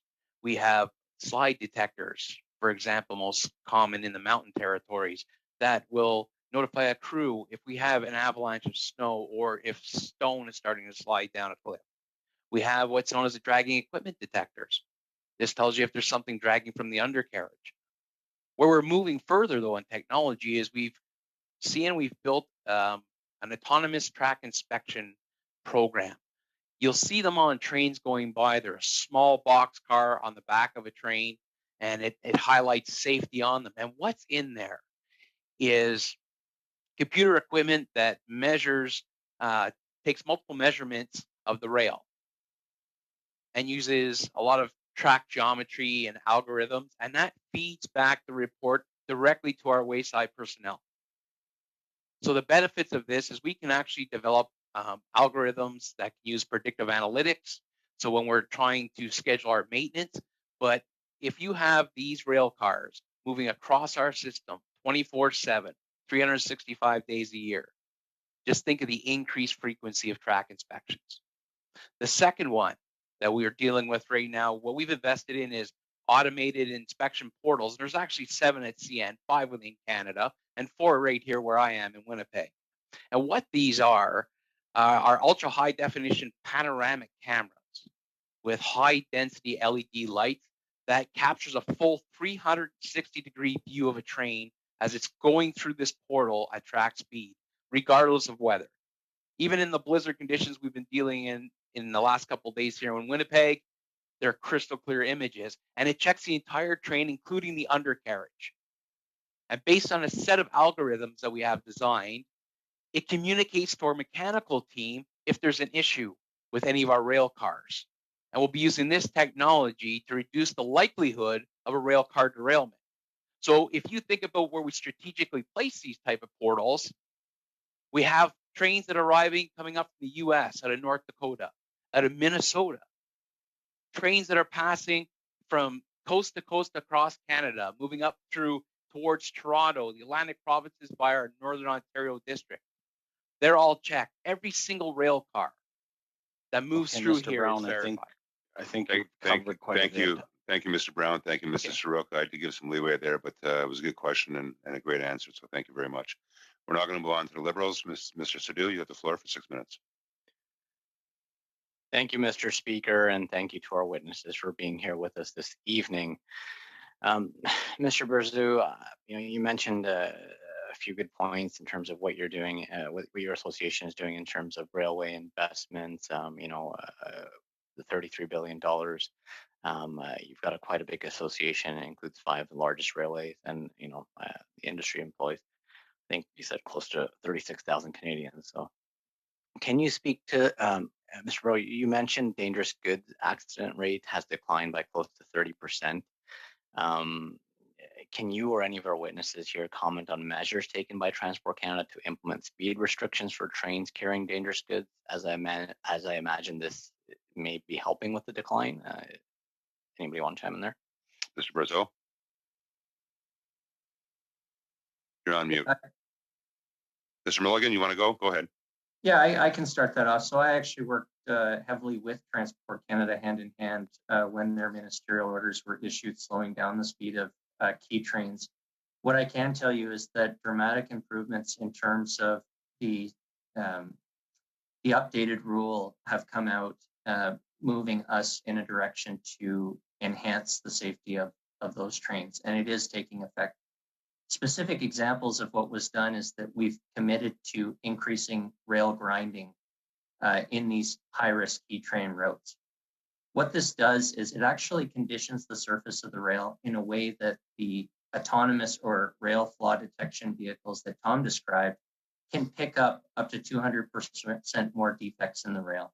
So the learnings that came out of that is that we saw that if that surface isn't polished, let's say for argument's sake, it does inhibit our ability to detect and remove rail. And so as part of conditions with Transport Canada, we've improved that. In addition to the grinding, we've also doubled the amount of inspections we do with our rail flaw detection vehicles in those routes during specific winter months. And what that's going to do is that's going to help find those defects, replace that rail so that it doesn't have an issue. And then finally, we've provisioned for enhancing broken rail technology in these areas. So there's 2 types of areas that you can or classify routes that trains take. One is a signal territory, so it's almost like there's traffic lights on the rail. And the other one is a non-signal territory or a dark territory. And those areas don't benefit from broken rail detection technology like the signaled areas do. And so the new rule provisions for the Class 1s to be able to add that technology to those areas to help enhance speed for productivity, but also enhance safety by deploying more technology in those areas. Thank you, Mr. Mulligan. Mr. Sadhu? Thank you for that detailed answer, Mr. Mulligan. Can one of our witnesses comment on the new regulations Transport Canada passed requiring video recorders to be installed in locomotives? What are your thoughts on the improvement of safety, and if so, how? Gentlemen? Yeah, I'll jump in first. So the railways have advocated for the use of LVVR in the locomotives. We see the onboard voice video recordings as a proactive safety management system, and it will help the railway companies improve their training, improve the ability for them to respond to situations. So that is something that we have worked very closely with Transport Canada on its implementation, and I'll defer to my colleague Kyle or Tom to add to that. Gentlemen? Sure, I'll just add very quickly, Tom. So as a qualified locomotive engineer myself, having operated trains for the last 4 years at CP, I can definitely see the value in terms of the inward-facing and outward-facing cameras. Part of our railway technology group, which I lead, we do derailment and incident investigations. So having that video information is critical to not only on the solving the issue, but preventing it altogether. This plays hand in hand with technology we've added in terms of data analytics, where we're actually auditing the event recorders on board for operator actions. So if you tie that with the video, it becomes very powerful in terms of ensuring compliance. Over to you, Tom. No, I would agree with Kyle. The benefits here will be a lot of educational gain. We focus a lot on infrastructure spending and technology, but this LVVR, locomotive voice and video recording, helps us address and correct some of the behavioral issues that we might have in the cab or some errors, and provide some educational guidance to our operating crews. Thank you, Mr. Sadhu. Thank you for that answer, and I know definitely rail safety is of utmost importance to our government, and it's good to hear that some of the measures taken into force, whether it's slowing down the dangerous good trains or requiring video recorders to be installed in locomotives is helping. Mr. Chair, how much time do I have left? You have about 30 seconds. Okay, really quickly, Mr. Brazil, you mentioned Operation Lifesaver Canada to help prevent death at railway crossings. Is there something that you should that really stands out to you that's something that we should be able to convey to some of our constituents in terms of messaging? Yeah, no, I think anytime we have additional partners that will help us get the message and help communicate our videos and educate the general population about the importance of being safe around railway crossings, to not trespass. We're always looking for additional partners to help convey that message. So if there's anything that we can do with the federal government, municipalities, provincial governments, we've done a lot of outreach in the last 2 years alone with our social media. But we're always looking for opportunities to expand that coverage, and any support we can get in that area, much appreciated. Thank you, Mr. Brazeau, and thank you, Mr. Sidhu. Great questions. We're now going to move on to 6 minutes to the block. Mr. Brazeau-Duval, you have the floor. Merci, Monsieur. Thank you, Chair. My question is for Mr. Brazeau. My question deals with oil. In the Auditor General's report to appear just before you, there's reference to an increase in traffic of transport of oil on railways, and there could be an increased safety risk. I'm interested In knowing your opinion, Mr. Brazo, have you observed an increase in the transport of oil? Can it be quantified? Can you give us an idea over a given period of time, 10 years, 15 years? What is the increase?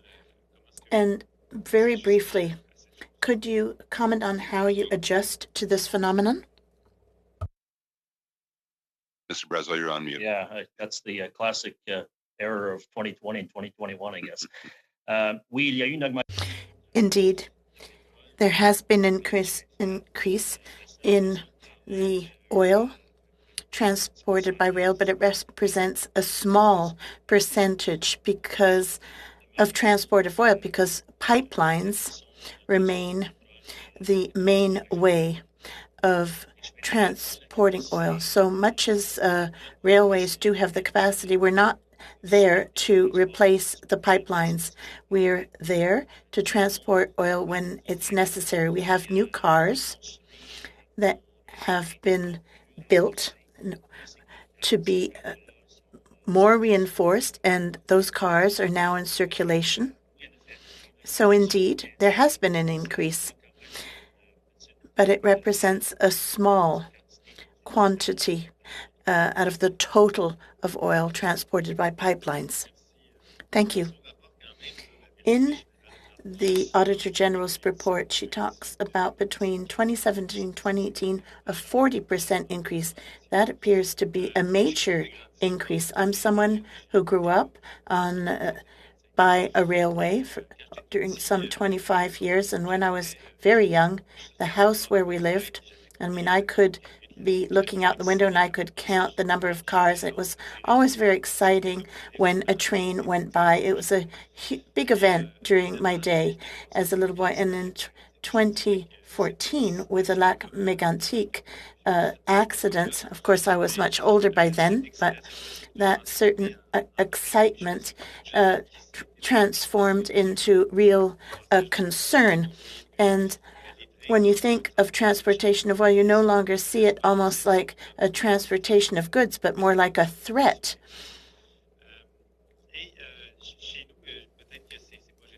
And maybe it's not generalized, but in our neck of the woods, my constituents say that oil transport trains should be going by more at night than during daytime. Is it a fact? I'm not able to answer that question, whether those freight trains go by more often in the day or night. Maybe my colleagues can answer, but those trains circulate 24 hours a day. Well, there are some regions where there's more likelihood that certain trains might go by at given hours of the day. But the tragedy of Lac Mégantic is a very somber event, and it did give rise to many changes where we enhance safety, be it through systems, culture, policy, training, everything to do with operating trains. What I can tell you is, yes, there has been an increase of oil transported by train, but some 99% of all dangerous good transported by train does get to destination without any incident whatsoever, and that needs to be kept in mind. The success rate for the transportation of dangerous goods is very, very high, and that's thanks to new technologies and safety systems that are now in place. Thank you. Maybe the next question I have for you is the municipalities' demands. Municipalities have been complaining for years. They want to know in advance what kind of goods are going to be transported through the municipality, so that all of the emergency response services are well informed beforehand. Is there a way for your association to commit to that, to actually disclose that information in advance? That information is available today. It is available to first responders. available to all municipalities who want to have access to that information. The only clarification I can make, it's not to the advantage of municipalities or population general to have that information made public for security reasons. So I'm sorry to interrupt you. Mr. Chair, will there be time for second round? Because we had some lagging time based on the technical difficulties, I'll be allowing the meeting to go at 8:45. So I'm hoping to get as far as I can go based on the time that's remaining, as well as the time individual members have. Okay. And with that, I do thank you for your questions because you're now past your time. I apologize. But Mr. Brazeau-Nivelle, thank you for your questions. And of course, Mr. Brazeau, thank you for your answers. We're now going to move on to our next speaker, who is representing the NDP for 6 minutes. Mr. Bachrach, you have the floor. Thank you, Mr. Chair, and thank you to our witnesses. I'd like to start with Mr. Brown. Mr. Brown, CN obviously operates in Northwest BC. It's a big part of our history, big part of our current economy. As I mentioned earlier in the meeting, there's been a marked increase in the transport of dangerous goods, especially products like liquid propane. And this is of fairly significant concern to municipalities, to volunteer fire departments, and to residents who live along the rail corridor, because they look at major disasters like Lac Mégantic and they think about their own community. They think about what would happen if there was a disaster of that magnitude and that scale in their local community. And I wonder if you can comment on whether your company models disaster response for a large industrial fire involving liquid propane, and what such a disaster would look like relative to what we saw in Lac Mégantic, which was a disaster involving crude oil. How would those two differ in their character? Well, thank you, Mr. Bachrach. We do, so first of all, along your corridor, we do provide training to communities and first responders.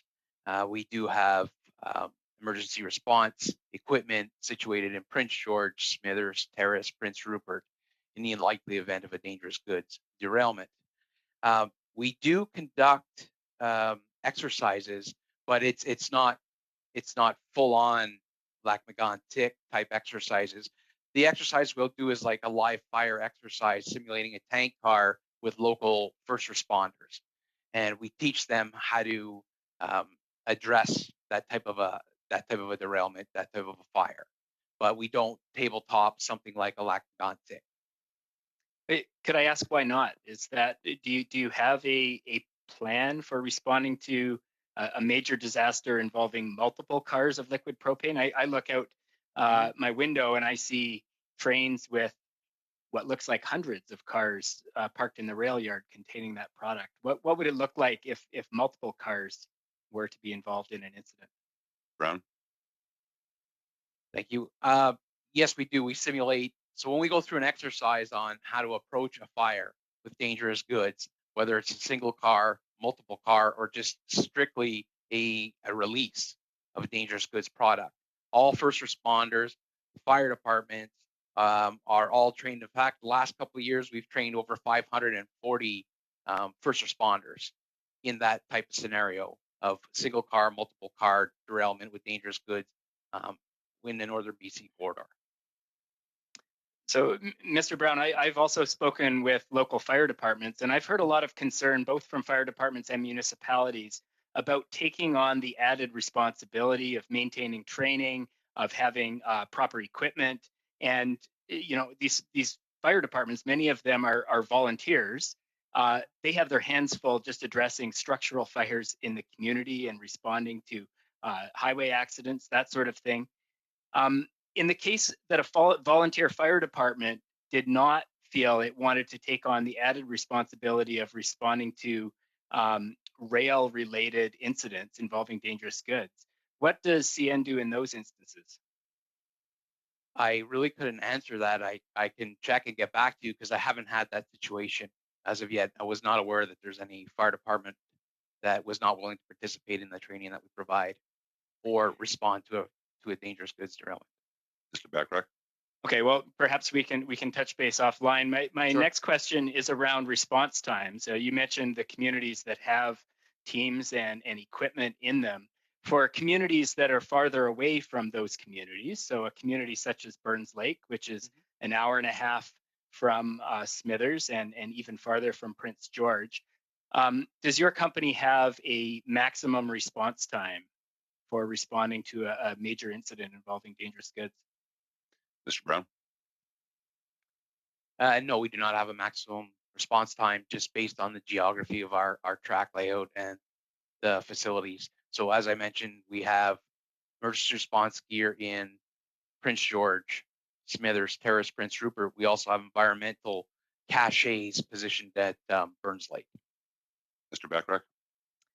So if there were a major incident in a community with residences nearby involving multiple cars of liquid propane, has your company modeled out what could happen over the course of the several hours that it could take for teams and equipment to arrive on the scene? No, not that I'm aware of. Mr. Bachrach? I'm going to use the rest of my time here to move my motion that I provided notice of. Go ahead. So I will move that in light of the numerous rail disasters that have occurred since the committee last studied rail safety in 2016, and given projected increases in the volumes of dangerous goods transported through some regions of Canada, the committee commit to a follow-up study focusing on Canadian rail safety, including but not limited to the transport of dangerous goods, emergency response capacity and efficacy, and labor conditions for workers in the sector, that the study identify measures that can be taken by the federal government to improve rail safety, and that the study conclude in 6 meetings or fewer. Thank you, Mr. Bachrach. Your time has been stopped, but you alluded to the fact that you're going to use your time to present this motion. I will ask members of the committee if there are any questions or comments.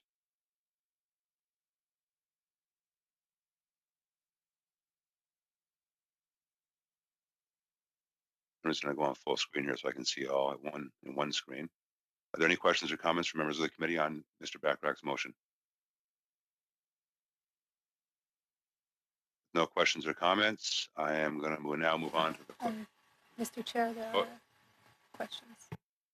Mr. Chair, there's a couple hands up in the side panel, in the participants panel, if you see. Usually I see the hands. Folks, if you can use the raise hand function, it's easier for me to see all the hands raised instead of the participants function. There should be a raised hand function there. My raised hand is right there, Mr. Chair, on the screen. Let me see here. Hold on. There we go. Okay, I'm working off one screen now. Okay, so I have Mr. Alkuri, Ms. Martinez-Ferrada, Ms. Jacek, and Mr. Rogers. Mr. Alkuri, go ahead. Yes, merci, Monsieur le Président. Thank you, Chair. I know full well, and with all due respect, we have a great deal to produce given all of the work we have already done. And I don't know if this is the right time, or might it undermine our work and all our efforts to produce the reports we already have to deliver. I would like to hear from our Conservative and Bloc colleagues what they think of this situation. Thank you, Mr. Alkuri. I'm now going to go on to Ms. Martinez-Ferrada. You have the floor. Thank you, Chair.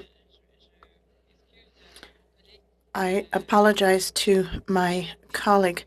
I just joined this committee, and I know that there's already different studies that have been done and reports that need to produce, and I understand the committee's calendar is already very busy. And I think we can all agree with having a discussion on the importance of ensuring rail safety, and I think that we all share that same concern. And I'm wondering if there might not be a way to reduce the number of meetings.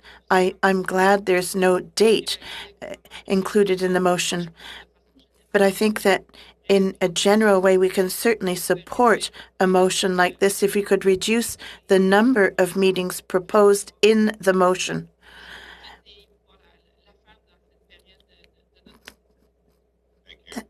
Ferrata. We're now going to move on to Ms. Jacek, Mr. Rogers, and I'm going to go back to Mr. Backrack. Ms. Jacek, you got the floor.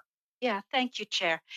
Well, certainly the issue of rail safety, especially from what we've heard today, is one that I think is of great interest to all of us. But at this point in time, we have so much work that we've done, so many witnesses we've heard on a variety of different studies, and yet we haven't tabled a single one in Parliament. I just read the draft of our report on aircraft certification subsequent to the Boeing MAX 8 crashes, and I'm really anxious to get that discussed, that we come to our recommendations. I just think of all those witnesses who came. We started this in January 2020. All that work was done. The fact that we owe some respect to the families involved that we heard from with great emotion and so on. We just have to complete some of the work that we've started. So in terms of number of meetings and when we might engage in this particular study, I echo my colleagues' comments. I really think we need to make sure that we have something that we can put in front of Parliament that we have actually completed as a committee. Thank you, Ms. Jacek. Mr. Rogers? Yeah, Mr. Chair, my comments are very similar, and I think as a committee we set out a priority list of studies that we wanted to do, and if we're going to be continuously throwing us off that track, we're going to accomplish very little as a committee.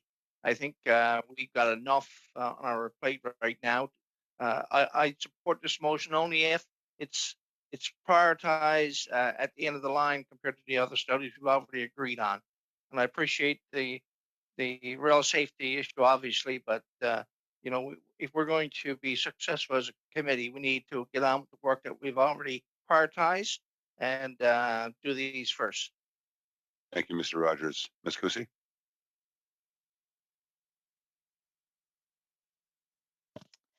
Thank you, Chair. I was having a conversation with Mr. Backrack as well as the Conservative members on the committee, and we feel it might be timely if we took even half a meeting to have a committee business. A meeting on business of the committee at this time. It seems after the aviation study and then the MAX 8, it does seem I do sympathize with Ms. Jazek's comments that it does seem we are undertaking so much, and I think it would be good to if we just took. I don't even know if we need half a meeting, even half an hour, just sort of to reevaluate our previously determined priorities and have a conversation if this is what's still important, especially as we see hopefully the nation emerging from the pandemic and sort of what the future, the most pressing needs for the future are now from a transport perspective. So that's a conversation that I've had with several committee members. Excuse-moi, Monsieur Barcelou-Devel, qui n'avait pas. I apologize to you, Mr. Marks, that we haven't had this conversation, and I wanted to also wish a welcome to Ms. Soroya for her first meeting. Welcome, Madam Parliamentary Secretary. Just even half a meeting to sort of just set ourselves on track. Thank you. Thank you, Ms. Kusi. And before I move on, we are at our time limit here. I will take the advice of members of the committee to have a business planning session. My concern is not different than what has already been mentioned. We've participated in a lot of studies since the beginning of this session, and we haven't brought a report to Parliament yet. Those studies shouldn't be looked at as a waste of time. They should be made to be productive. And the only way they can be productive and we can actually validate them is by bringing them to the House on the floor and presenting them to the members of Parliament.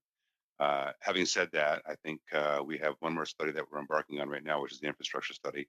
And of course, the expectation beyond that was to bring some reports to committee, ratify, and again proceed to the House of Commons. I'm going to go quickly before we adjourn to, in fairness to Taylor and to Xavier, for their comments. And then I'm going to have to adjourn the meeting, but I will assure you that we'll call at least a half a meeting or a half time slot for a business planning meeting so we can settle this. Taylor, you got the floor. Thank you, Mr. Chair. So I support the idea of having a committee business meeting. And I also appreciate, I believe it was Ms. Martinez-Ferrada, her suggestion that maybe the number of meetings be reduced. And I would be happy to make that amendment to my motion. Currently it reads 6 meetings. I would be happy to modify it to 4 meetings, including today's meeting. I would note that we find ourselves in this position because we've had witnesses on this topic added to our meeting, and so it feels like we're partway through a study on rail safety. And I would very much like to continue that momentum and to hear from some other perspectives. I've met with other people who might not share the same perspective as the people that we've met with today. So, Mr. Chair, appreciating the short time we have, I would like to have a vote on my motion before we adjourn, if that's possible. It's not. We're out of time. I'm sorry, Taylor. We're at 8:47 right now. But with all due respect to you, may I suggest we discuss this at the business planning meeting? I think it goes without saying that you have support with the amendment being made. I think if I read the numbers across now one screen that I have in front of me, I wouldn't be too. I'm very optimistic. I wouldn't be too worried about bringing this and passing it. But because we're out of time, I can't vote go takes past the time. 30 seconds, Mr. Chair. I still have Mr. Barstow that wants to speak as well. With all due respect to him, and then we'll have to move on. We can move this, Taylor. We can move this to the business planning session, and I think we can then move on from there, especially with respect to prioritizing it. Mr. Barstow, go ahead. Yeah, merci, Monsieur. Thank you, Chair. Very simply, I want to signify that I will be supporting the motion moved by Mr. Bachrach. It's very important. We've not discussed it in the committee, but it feels like we've hardly had enough time to ask questions of our witness, very important witnesses. And the issue of rail safety really is of a concern for everyone. So even to go to 4 meetings, that would be very few. But perhaps if that is what, gets consensus, we could go with that. But I do hope we have an opportunity to discuss it in a future committee business meeting, because just like Ms. Kuzi, and I agree with her, it is necessary. And I think it's already been underscored in a previous meeting that we need that kind of meeting. We need to examine our committee planning. Thank you, Mr. Barstow. All points well taken. Ms. Kusi, Mr. Rogers, as well as Mr. Bachrach and Ms. Chasik, very good points. I also, before I adjourn, want to welcome, and I apologize for not doing this at the beginning of the meeting, but we wanted to get into the meeting so quickly I had forgotten. But I do want to welcome Ms. Martinez-Ferrada to our committee. Soraya is going to be doing some great work, I'm sure. Although her first round here at Parliament, it's like it's her 6th, because she's just dove into the whole file and is very well versed. So, Soraya, welcome. It's great to have you on board, and we look forward to your participation. Lastly, besides the members and thanking you, I also want to thank the witnesses, all of you, for coming out today, spending your time with us. I especially want to thank Mr. Brazeau. You made some great points, especially as it relates to working with communities. I'm quite frankly working over a situation right now with CN that frankly I'm getting fed up with respect to the implications and the impacts they're having on a small community here in southwestern Ontario. So I will be calling upon you in the very near future to hopefully help facilitate some resolution to that, and of course some involvement by CN to actually take care of some of the implications and the problems that we're having in that specific community. So with that, members, I will adjourn this meeting, and thank you very much for your intervention and your participation this evening, and we look forward to Thursday's meeting. Thank you. We adjourn. Thank you.